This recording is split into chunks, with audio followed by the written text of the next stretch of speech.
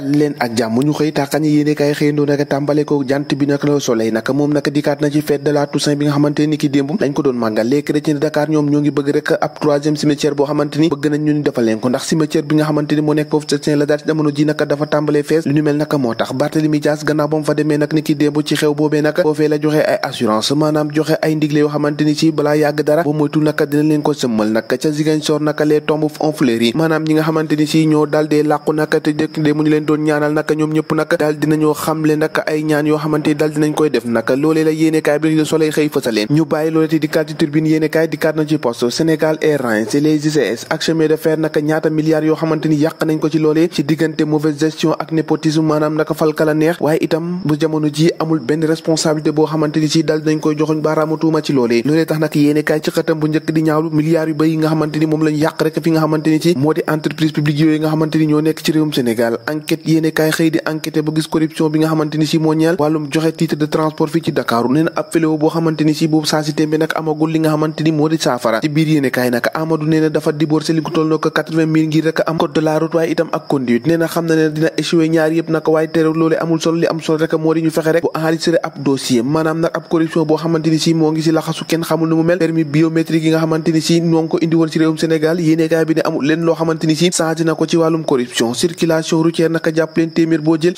63,17% yi jàpp leen ci accident yëpp ñu ngi ko amale ci atum 2021 ci loolee naka bokk na li taxoon nag ñuy xeex wàllum permis waaye naka teel la wàllu gën a ay teel la mbir mi gën a wulee ñaay ndax accident yi fu ne loolee nag saafara amagut ci Dakar Times dikkaat ci Mamadou Lamine Diallo ak mbirum 45 milliards yi nga xamante ni moom la ñu wax ne dañ koo jëndee mbirum arme nee naka Eaux et Forêts naka ñoom soxlawuñ naka arme yu toll noonu ci bëri moom Mamadou Lamine Diallo la mu xalaat rek moo di corruption boobee naka dañ koo def waaye nag amul leen loo xamante ni ci indi nañ ko ci leeral yéenekaay yu bëri xëy nañu leeral naka ci mbirum audition Ousmane Sonko ni ki ëllëg ak troisième mandat Alioune Tine naka fintoon yi taxaw na taxawaayu sapeur pompier ngir fay lépp lu nga xamante ni ci moo ñeel ko wàllum daay nee na nag moo ngi woo ab responsabilité bu mot ci acteurs yi point de presse leader bu Pastef nag ni ki tey ji war na koo amal Ousmane Sonko nar a wax gannaaw bi nga xamante ni ci ni ki ëllëg lañ ko war a déglu naka ci mbirum bi doxoon ci digganteem ak Adji Sarr lu ñu mel nag moo tax yéenekaay bi fi ni Dakar naka wër nañ ko ndombo fépp foo taxaw rek yaa ngi gis alkaat yi benn 4 heures yéenekaay dikkaat naka ci li nga xamante ni ci moo di ab dangar woo xamante ni ci daal dinañ koy indi naka génnee ko ci ab xiiri mini boo xamante ni ci nar naa am ci diggante li nga xamante ni moo di wàllum rek a déglu Ousmane Sonko boobu nga xamante ni ci ni ki ëllëg lañ ko war a amal nag laas yéenekaay di ko feeru te